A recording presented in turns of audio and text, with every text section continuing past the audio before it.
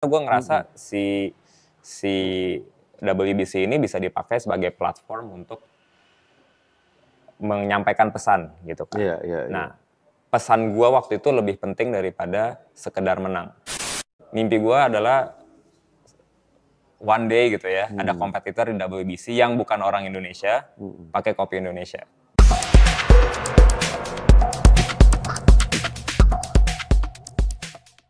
Oke, ini dia Michael Jasin. Ya, ini yang ditunggu-tunggu, ini episode langka. Karena gue jarang ke Jakarta, ya kan. Terus kemudian lu juga sibuk banget. Dan sorry banget ini tadi gue telat, ya kan. Karena jalanan Jakarta, oh my God. Jakarta lah. Aduh, padahal gue udah berangkat, udah 1,5 jam lebih awal dari janjian kita. Cuman masih aja nggak dapet. Gila. Lu tadi macet gak? Enggak, karena gue ke kantor Tovin sebenarnya nggak jauh-jauh banget dari kantor gue. Jadi kalau lagi nggak macet 20-an menit, kalau lagi macet ya sejam juga sih. Waduh, ya. Jadi untungnya enggak. Yang penting kita bisa ketemu ya, karena jarang-jarang next umpama aku ke Jakarta lagi, kita juga belum tentu ada waktu buat ngobrol. Betul. So walaupun mungkin ini nanti nggak tahu berapa menit ya, karena lu juga mesti ada meeting lagi abis ini ya. Ya kita ngobrol sebisanya lah, apa yang bisa dikulik, yang bisa insight-nya.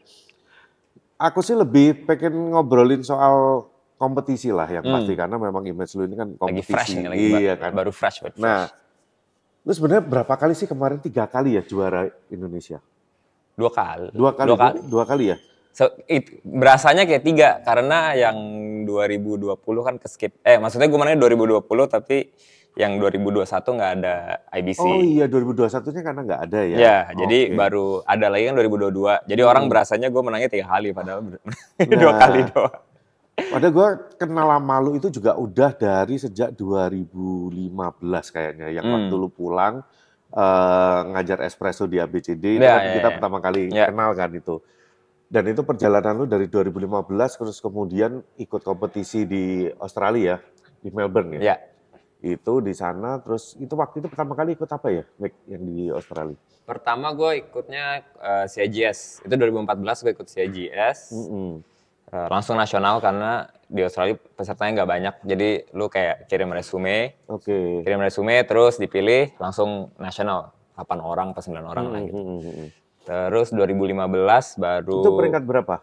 Peringkat 2. Good Spirit. Peringkat 2 nasional ya di Australia. Ya, tapi jujur sih itu hoki-hokian lah sebenarnya. Kok bisa hoki-hokian? Kenapa ya? Mungkin karena kompetisinya waktu itu juga levelnya nggak setinggi sekarang.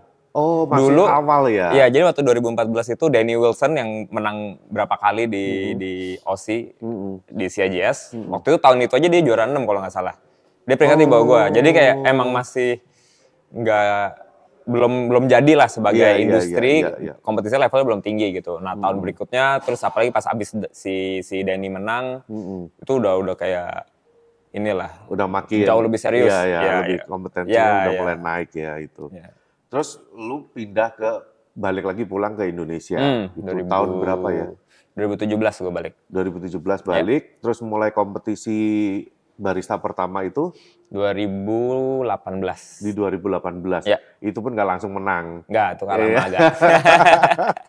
Berarti 2018 itu peringkat berapa itu kemarin? 2018 di nasional peringkat 2. Peringkat 2 ya? Ya, di regional nggak tahu. Top 6 sih, tapi gue lupa peringkat berapa. Kayaknya yang pasti bukan top 3 aja. Iya, itu aja belum bisa ngerasain juara 1 Mas Ian. Event regional aja belum ya. Baru di 2019.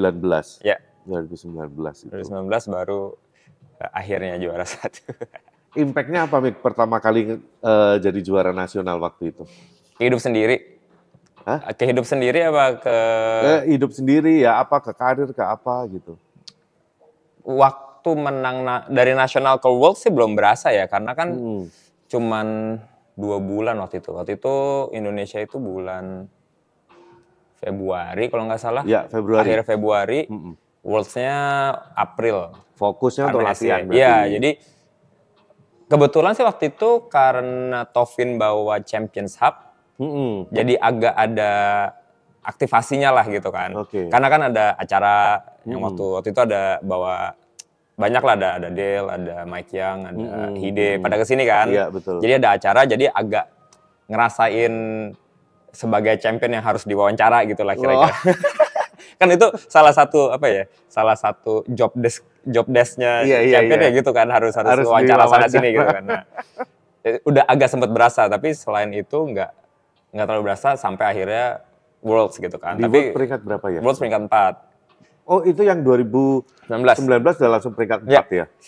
Nah, mungkin karena di Worlds-nya juga peringkat 4, begitu pulang ya langsung berasa ada. Pak, yang pasti berubah banget ya kalau dari segi karir tuh, karena begitu peringkatnya cukup bagus, kesempatan yang datang yang tadinya nggak kepikiran sama sekali datang sendiri lah gitu. Brand itu datang sendiri ya, otomatis ya. Antara datang sendiri atau kalau kita nyamperin mereka lebih terbuka.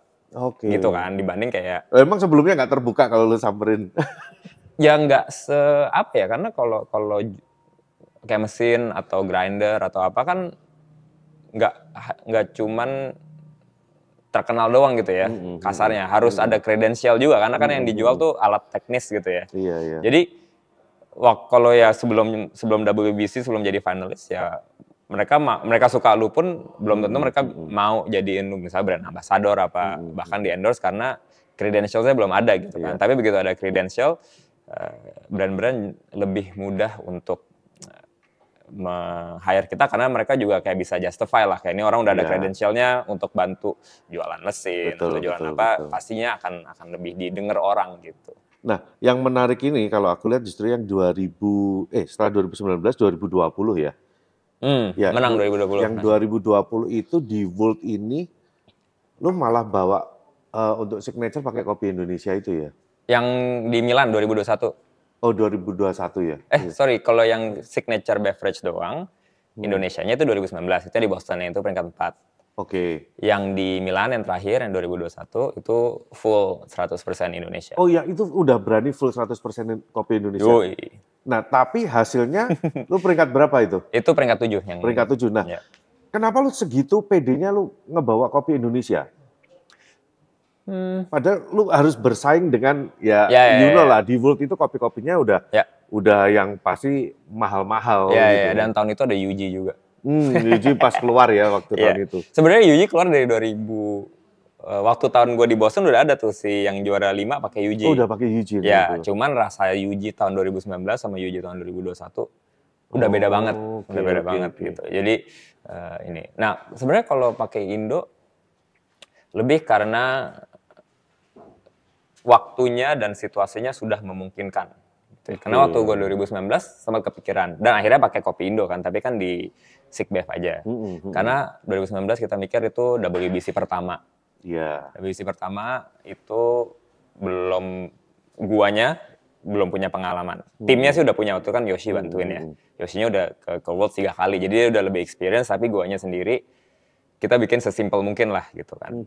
Karena takutnya kalau kopinya terlalu susah atau apa, ya susah untuk di dial in gitu kan. Betul, jadi kita pakai wash geisha yang paling gampang lah gitu untuk di a bit playing safe dikit lah ya. Safe, tapi kita tahu ini ada potensi untuk skornya bagus gitu kan. Jadi kita pakai espressonya pakai geisha aja lah yang gampang gitu kan.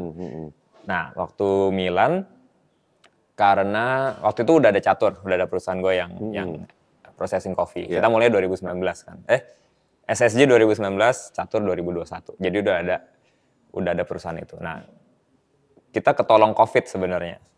Jadi dari waktu gue menang 2020 IBC, kan musuhnya langsung Melbourne tuh dalam 3 bulan. Tapi karena nggak jadi, terus COVID, semua orang nggak bisa ngapa-ngapain.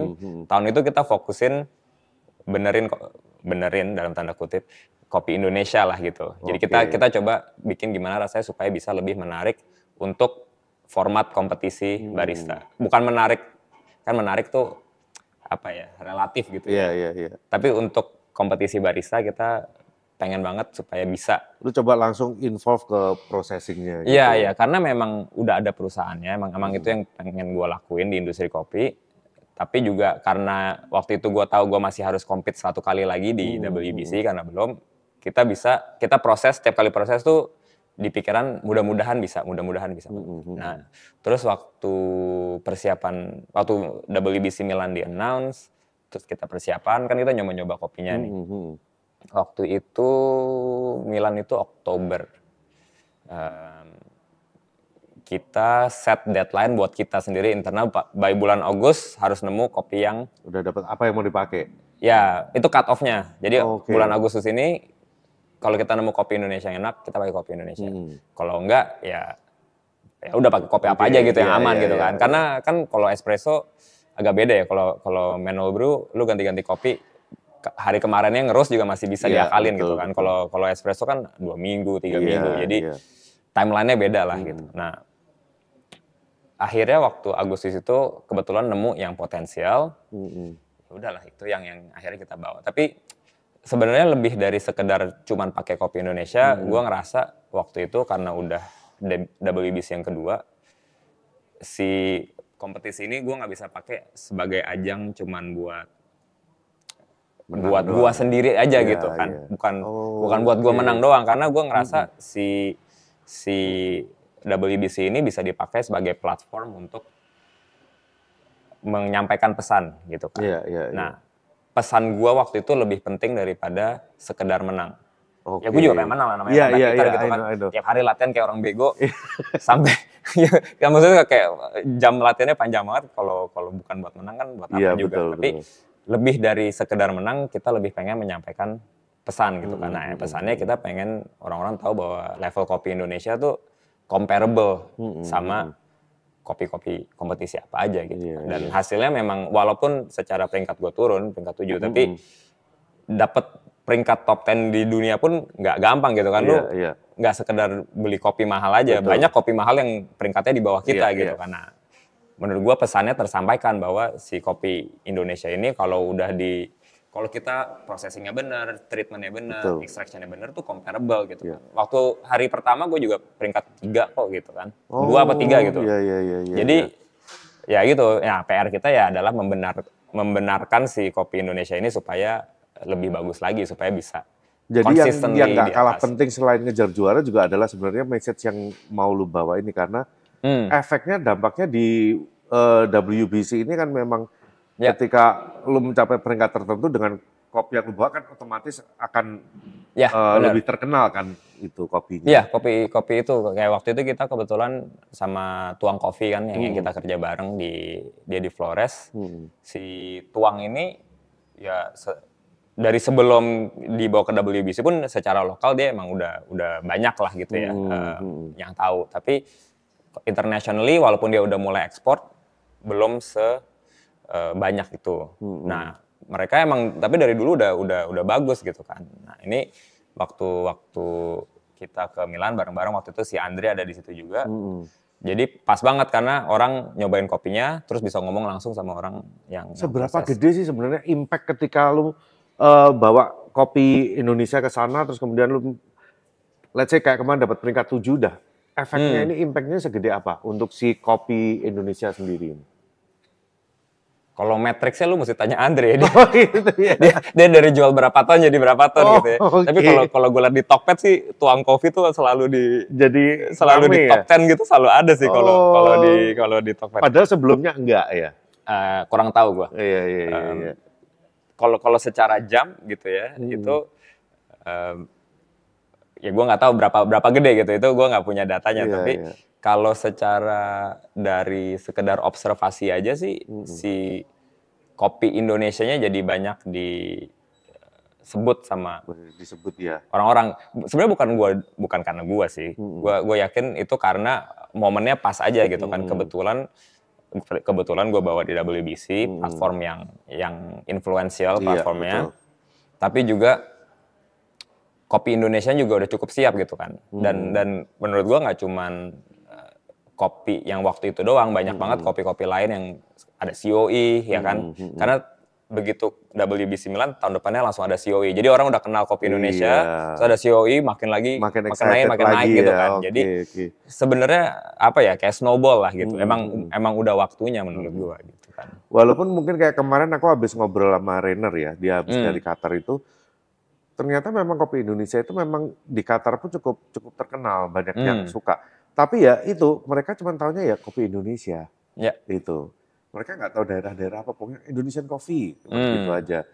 Bahkan mereka ya susah buat jemputin daerah, mereka bahkan nggak tahu. Gitu. Iya sih, mungkin juga orang selama ini kan Indonesia Coffee dulu volume gitu ya, komersial Indonesian Coffee, mentok-mentok Sumatera. Iya, iya. Gitu. Tapi Sumatera pun sebenarnya itu lebih kayak umbrella term untuk mewakilkan Indonesian Coffee sebenarnya gitu kan, kayak belum tentu dari Sumatera sebenarnya, cuma mereka udah tahu aja begitu Sumatera ya persepsi mereka Indonesian Coffee ya itu gitu kan, kebantu sama brand-brand kayak Starbucks atau Peet's atau Blue Bottle yang kadang-kadang beli kopi Indo atau kopi Sumatera gitu kan. Nah, ya untungnya karena ada kompetisi-kompetisi kayak COI itu, mereka udah mulai bisa membedakan regions lah gitu. Kan dulu juga mungkin ya kayak kopi-kopi Panama atau Kolombia gitu kan. Ya, Ethiopia dulu juga Ethiopia. mentok taunya cuma Yirgachev, ya kan. Gitu. Nah, makin lama itu kan butuh waktu ya. Betul. Dan nggak cuman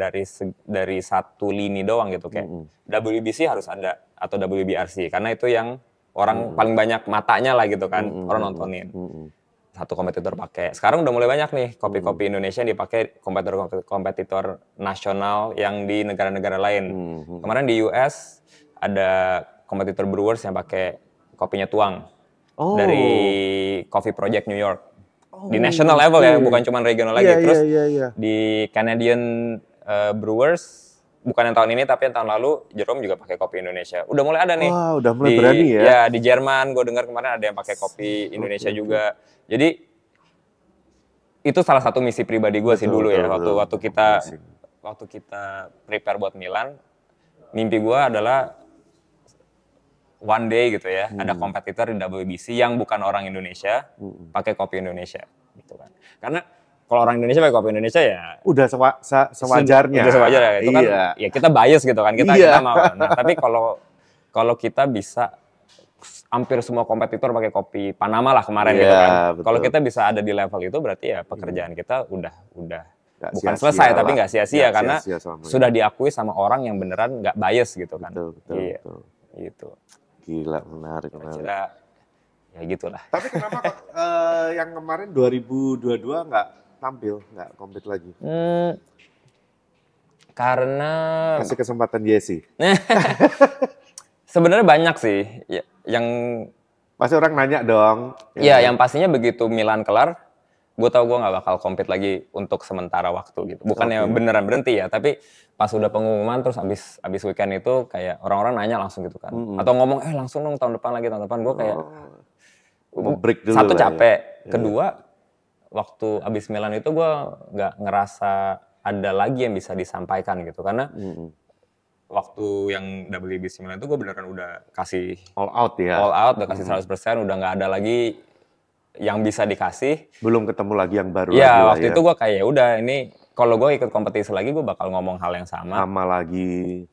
Nggak ada value yang bisa gue tambah, mendingan gue melanjutkan pekerjaan itu di dunia nyata gitu kan. Karena yang di kompetisi itu kan hanya kebanyakan konsep gitu kan. Gue ingin membuktikan di dunia nyata, di day to day life itu bahwa itu ya itu inilah kita bisa lanjutin pekerjaannya gitu. Dan kebetulan juga lagian kalau barista championnya itu doang. Iya. Ya memang itu doang sih, Mik. Memang sebenarnya ya mungkin itu doang karena orangnya juga nggak. Ya orangnya juga itu aja. Yang konsisten bertahun-tahun memang itu aja. Tapi kan kalau gue bukannya bilang kalau gue ikut kompetisi pasti menang lagi, tapi ya kemungkinan besar lah. Kecuali kalau ketemunya Yesi kali. Jadi menurut gue kalau gue compete lagi dan gue compete untuk menang gitu ya, kalau di nasional ya, bukan compete untuk hahehe doang. Kalau gue menang lagi bakal sama lagi, nggak bakal ada value added lagi, mendingan orang lain yang maju yang punya suara lain. Ya kebetulan Yesi yang menang karena obviously ya gue bantu tim juga lah gitu kan. Yesi tahun ini Patrick dari tim kita juga. Tapi kan mereka punya suara masing-masing gitu kan. Mereka ngomongin hal yang lain, hal yang menurut mereka penting. Mungkin mereka nggak ngerasa post harvest processing penting gitu. Mungkin mereka punya konsep lain. Kayak Yesi kemarin konsepnya tentang resilience, si Patrick kemarin ngomongin density gitu kan. Mereka punya suara masing-masing. Nah ini menurut gue industri kopi di Indonesia bakal lebih berkembang kalau ya punya suara dan ide-ide yang berbeda gitu. Ya sama lah kayak kalau politik gitu. Kalau di office bisa lebih dari 2 kali kan lama-lama jadi diktator, bukan jadi membawa perubahan yang baik gitu kan. Tapi yang aku salut nih ya, aku juga tahu bahwa ketika kamu mau kompetisi, ini mungkin kalau aku cerita sama orang lain, mungkin orang juga mungkin nggak terlalu percaya. Mending lo yang ngomong nih. Jadi ketika lo mau kompetisi, lo latihannya ini ya bahkan ketika kita mau meeting waktu itu di GI, lo udah, janjian jam 8 karena gue nanti jam 9 mesti pulang, setengah 10 gue udah harus tidur, jam 4 pagi udah mesti latihan, ya kan? Emang seperti itu, Mik? Iya sih, kalau dulu awalnya karena waktu masih kerja zaman dulu kan gue kerjanya jam 9 sampai jam 5 gitu ya. Kalau di Common Grounds itu lu cuma boleh latihan di luar jam kerja, lu nggak boleh latihan di tengah-tengah jam kerja. Jam kerja ya. Nah jadi mau nggak mau harus latihan pagi-pagi subuh. Jadi kalau dulu tuh latihannya di Jakarta Barat. Waktu itu gue stationnya di Common Grounds yang City Walk. Jadi Jakarta Barat ke City Walk kan sejam gitu ya. Iya gitu. Jadi kayak ngitung-ngitung waktu itu pun udah bangun jam 4 pagi, itu pun latihannya kalau pagi cuma sempat sejam. Oh iya? Ya, karena jam 4 besok bangun, siap-siap baru nyampe di kantor jam 7. Di tempat latihan mungkin jam 5, setengah 6. Latihan sejam, mesti clean up dulu kan, segala macam, terus nyempet-nyempetin olahraga, habis itu baru ke kantor gitu kan. Jadi jadi ketika latihan itu nggak ada asistennya? Enggak lah, latihan sendiri. Jadi nyiapin sendiri, beres-beresin sendiri gitu. Lagian siapa juga yang mau nemenin jam 5 pagi? Kan zaman dulu maksudnya baru jadi Barista Champion, maksudnya baru jadi national champion sekali. Jadi orang kira gue masih gila gitu kan. Kalau sekarang mungkin orang lihat kayak ini sistemnya works nih, sistemnya harus ditiru gitu kan. Kayak sekarang anak-anak ya latihannya dari pagi juga gitu. Tapi kan ada yang kompetitor ini kan yang memang punya asisten nih. Jadi dia latihan sudah rutin latihan berapa kan, ntar ada yang nyuciin gelas, ada yang ini lu nyuci sendiri semua. Kalau kalau pagi sih iya ya. Kalau malam mungkin karena ada kadang-kadang ada yang bantuin. Tapi apa ya? Tapi itu bukan asistenmu yang bantuin kalau malam latihan malam. Nggak ada asisten. Rela aja mereka. Iya. Lihat lu kasihan dicuci. Kan kalau malam ada Yesi misalnya gitu bantuin, ada anak-anak Common Grounds yang lain. Iya, kalau waktu di Milan karena ada tim yang lain mereka bantuin, tapi juga kalau pagi-pagi ya belum pada datang. Dan gue sebenarnya lumayan seneng latihan sendiri dan ngelakuin semuanya sendiri. Walaupun sekarang kadang-kadang dibantuin gitu ya. Iya. Karena lu ngerasain apa ya? Sebagai kompetitor tuh lu ngerasain usaha sendiri gitu ya. Kalau terlalu dibantuin orang jadi kurang ada gregetnya gitu, kayak lu nggak ngerasa ya mungkin bukan nganggep gampang sih, tapi kayak lu nggak ngerasa nih serius gitu kan. Tim itu penting gitu kan, tim members itu penting, apalagi backstage harus ada yang bikinin troli, harus ada yang ngelap-ngelap karena supaya lu bisa fokus ke kompetisi. Di backstage, tapi kalau training sebisa mungkin sih.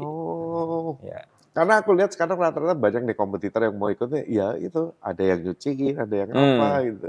Tapi kamu sendiri semua ya. Ya terakhir kemarin sempat ada yang bantuin kayak anak-anak SSG gitu ya, ada Odi, ada Reina.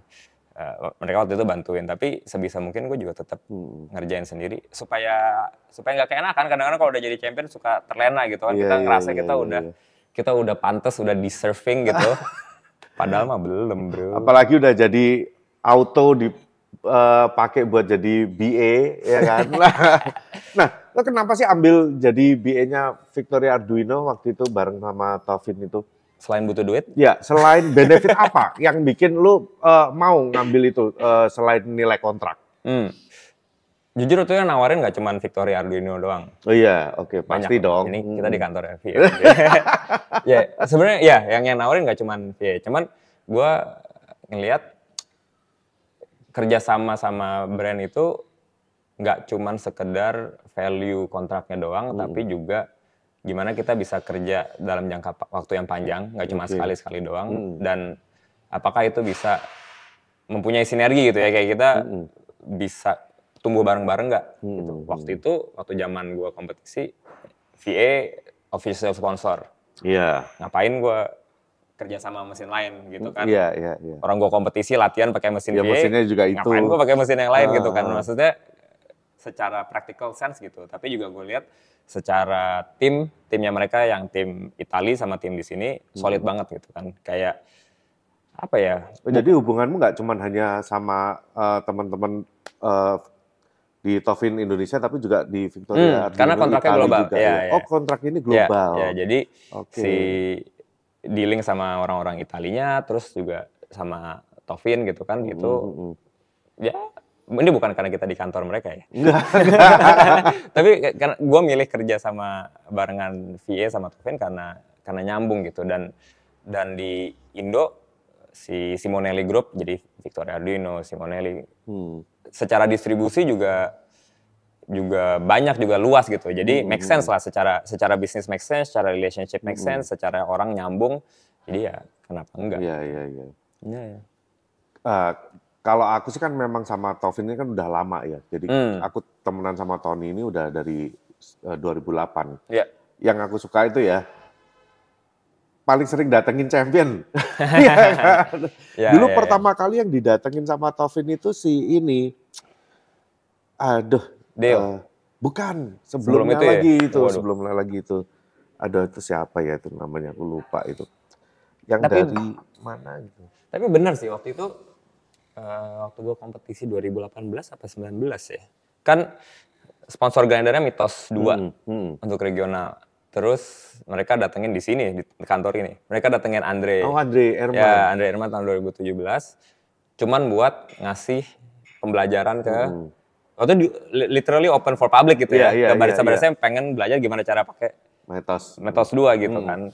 Ya, pastinya gue datang gitu. Nah, tapi kan ini sebenarnya buat Tovin mungkin nggak ada untungnya gitu ya.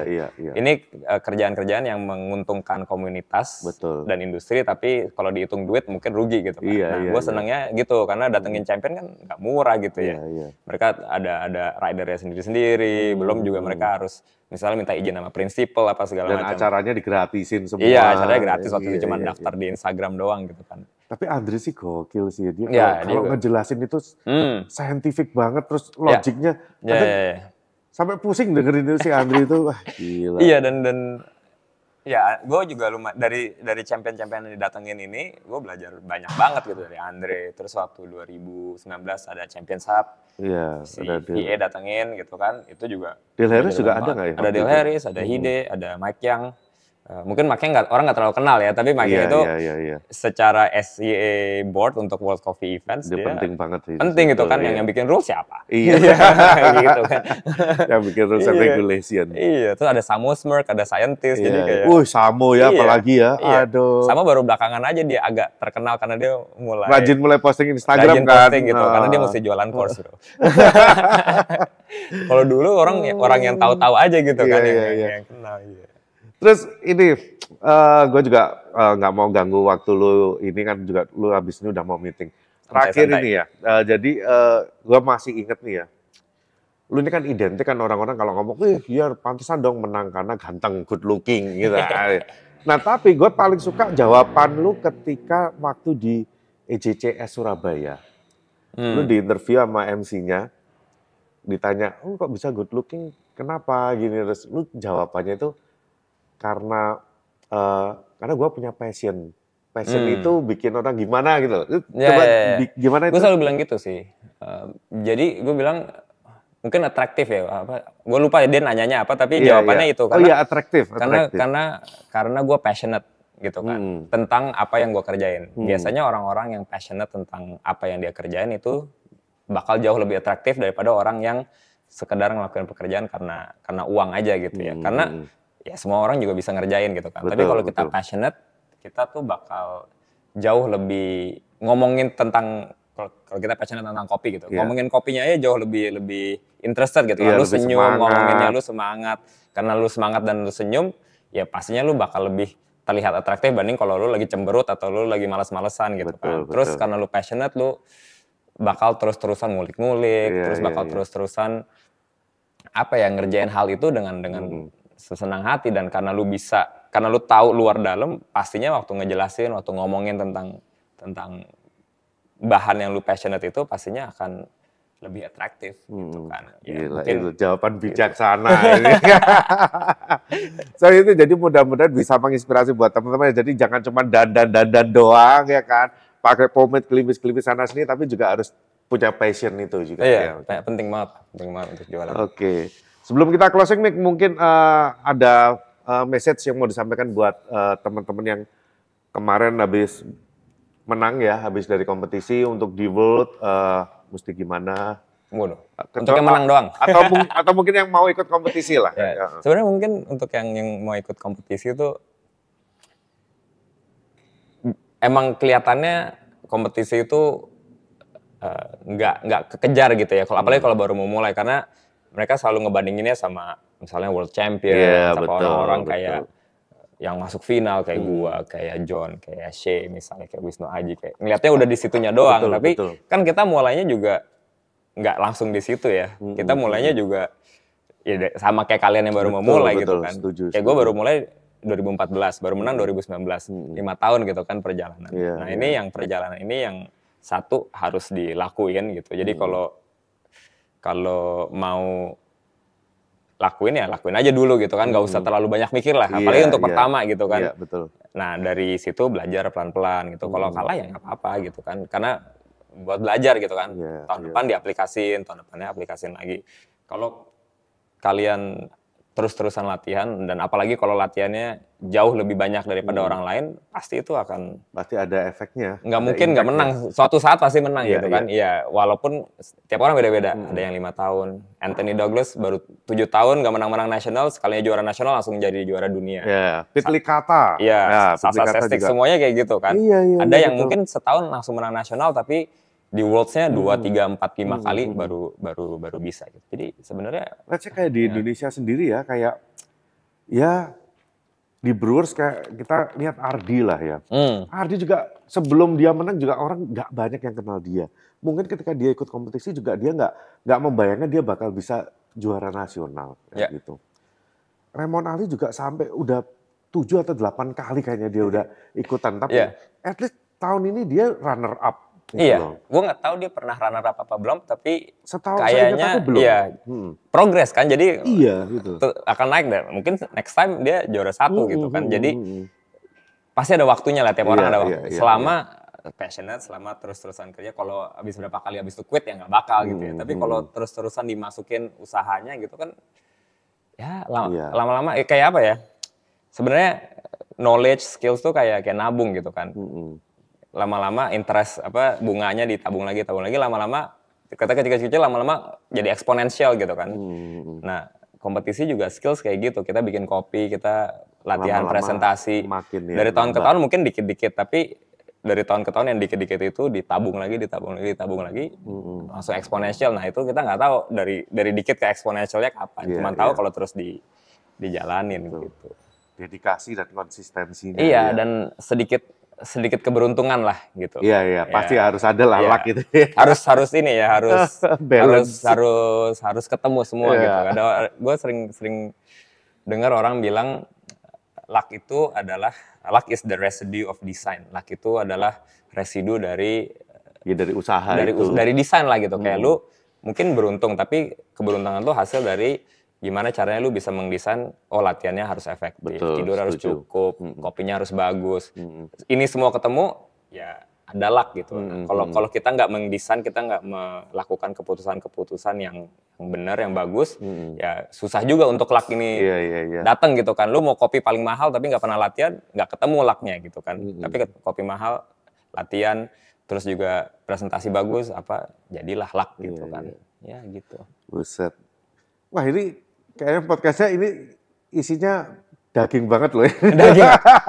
Masih bisa lah, kita masih bisa ngobrol-ngobrol bentar.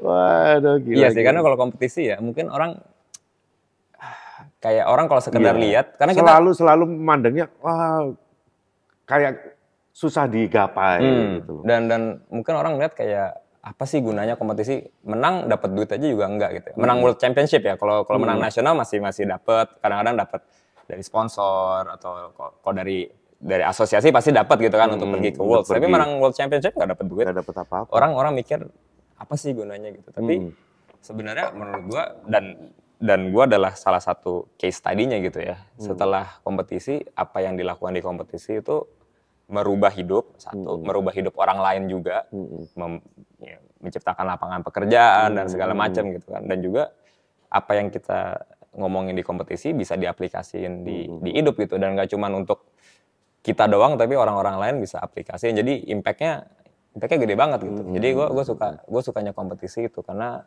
jelas-jelas transferable lah ke real life gitu. Ya, itulah perjalanan ya kompetisi. Gue dulu juga pernah ikut kompetisi, tapi kalau ngelihat kompetisi zaman sekarang udah, waduh, levelnya udah gila. Iya, bagus ya, apalagi di Indonesia ya. Sekarang mungkin karena kita sering masuk final, kalau dulu gue doang mungkin ya. Tapi sekarang udah banyak gitu yang masuk final. Jadi satu, orang dari luar ngeliat kita dianggap serius. Indonesia dianggap negara yang udah menciptakan champion-champion yang top 6 di Worlds lah gitu. Tapi juga secara domestik mereka sadar sendiri kompetitor-kompetitor ini bahwa levelnya udah tinggi nih, nggak bisa kalau dulu mungkin dulu latihannya pelan-pelan aja gitu. Indonesia juga di World itu juga kayak ya dipandang sebelah mata lah ya gitu. Kopinya juga nggak ada yang bawa gitu. Terus kalau kompetitornya juga peringkatnya ya gitu-gitu ya kan. Ya, jadi sekarang mungkin karena udah berkembang, jadi ya gitu, biasanya kalau orang lihat national championnya peringkatnya tinggi, mereka kan pengen ngalahin orang ini kan, mereka mau nggak mau harus latihan. Terus begitu yang ini menang tinggi, dia di Worlds-nya bagus, terus yang ini yang di bawah coming up harus latihan. Jadi makin lama makin levelnya makin bagus lah sebenarnya ya. Ya, let's say kita kalau mau gampang ya lihat ya, yang nggak peduli menang atau kalah tapi ikut terus yang Fakhri. Dia nggak peduli dia menang atau kalah, kan dia yang pengen tampil, dia ada yang pengen disampaikan ya. Every year dia ikut terus, gila. Dan langganan di final gitu kan. Iya, di final nggak menang ya udah, ntar ikut lagi. Gokil sih orang-orang ini. Iya. Tapi bukan berarti lo ini akhirnya akan stop, enggak kan ya? Enggak sih. Next kalau udah merasa siap mungkin akan. Ya kalau gue udah nemu apa yang ada value lagi yang bisa dikasih ke industri, ya. Ada kemungkinan pindah cabang? Kayak Yosi pindah ke Brewers. Kalau Brewers enggak sih, susah men. Brewers susah banget gitu ya. Tapi kalau yang mungkin kayak Coffee and Good Spirits, karena udah background-nya dan gue juga lumayan suka gitu kan, ngulik-ngulik minuman gitu kan. Itu mungkin tapi jadwal nggak tahu deh. Gitu ya. Lagi sibuk apa sih ini akhir-akhir ini? Jualan kopi. Nggak, jadi kan kita kan harus proses kopi. Harus proses kopi, harus ke kebun kopi gitu kan. Habis travel ke kebun kopi harus travel untuk jual kopinya. Ini yang nggak kelar-kelar gitu ya. Jadi ya dan tapi kamu enjoy ya masuk ke processing ini ya? Ya, kayak menurut gua dari supply chain coffee gitu yang paling passionate itu pasti di processing. Tapi juga untuk khusus Indonesian coffee, menurut gue tuh yang paling kita bisa melakukan perubahan adalah di level itu, dari mulai tanam sampai processing lah gitu kan. Karena ya kalau ngejual aja itu kan lebih ke sales and marketing, tapi yang bisa bikin produknya lebih baik mau nggak mau kita harus ke belakang. Gitu. Nah, tapi kayak processing zaman sekarang nih ya, yang sangat-sangat sophisticated ya, sangat canggih ya, carbonic maceration apa, dan aku nggak tahu apakah metode seperti itu ya. Ada yang bilang ini kopi ini difermentasi, dimanipulasi agar flavornya muncul flavor ini itu. Nah kayak gitu itu apakah nggak merubah karakter asli si kopi itu sendiri sih, Mik? Pasti sih, tapi sebenarnya approach-nya beda ya gitu ya. Dan untungnya si Specialty Coffee Association tuh menyadari hal ini, terusnya diganti, dibolehin aja semua gitu kan. Sekarang apa? Kopi mau di-infuse pun sekarang udah boleh gitu kan. Nah, tapi ini sebenarnya tergantung dari approach masing-masing orang gitu ya. Ada kayak misalnya kopi longboard yang kemarin banyak dipakai gitu ya. Si petaninya Justin, dia beli tanah di Bukete di Panama yang emang lokasinya bagus banget gitu. Secara daerahnya sama Esme dong, Bukit. beda sisi gunung lah gitu. Okay. Dan si salah satu farmnya si Misty Mountain tuh kayak selalu berkabut, selalu ada gerimis-gerimis, kena mataharinya jamnya pas gitu ya. Nah, kalau dia punya slice yang sekecil itu tapi sebagus itu dan kopinya rasanya enak banget, ya ngapain dia nambah-nambahin aneh-aneh gitu ya. Nah, itu kan yang dicari kan sebenarnya selama karena ini. Karena itu unik karena daerahnya dan approach-nya dia biodynamic gitu kan. Jadi udah organik terus tambah lagi ada biodynamic practices gitu. Itu unik secara kopinya. Kalau kopi itu dianeh-anehin, sayang kopinya. Iya, betul. Tapi di other extreme kayak misalnya kita atau negara-negara kayak Vietnam yang iklimnya kurang mendukung, misalnya hujannya berantakan, panasnya berantakan, topografinya susah naik turun gunung-gunung. Itu kan bukan ingredients yang bagus untuk microclimate yang bagus untuk kopi gitu ya. Jadi hasil kopinya kalau nggak diapa-apain akan sangat biasa aja. Secara skor. Bukan secara produk tapi secara skor kompetisi antara itu WBC, WBRC atau COE akan biasa-biasa aja. Nah untuk kopi-kopi kayak gini butuh processing yang banyak supaya dia bisa comparable sama kopi-kopi yang lain gitu kan. Jadi sebenarnya tergantung approach-nya gitu kan, butuhnya apa gitu. Jadi kalau kamu sendiri fine dengan hal itu ya? Of course, karena itu progress ya, itu innovation gitu kan. Dan kalau hasilnya misalnya, kalau nggak diapa-apain, harganya sekilo cuman $4 gitu. I see. Begitu enak, sekilo harganya bisa jadi $100, kenapa enggak? Tapi yang untuk siapa? Yang untuk petaninya juga. Bisa terjadi nggak hal kayak gini ya, itu hanya lagi tren. Mungkin demand lagi mintanya kopi-kopi yang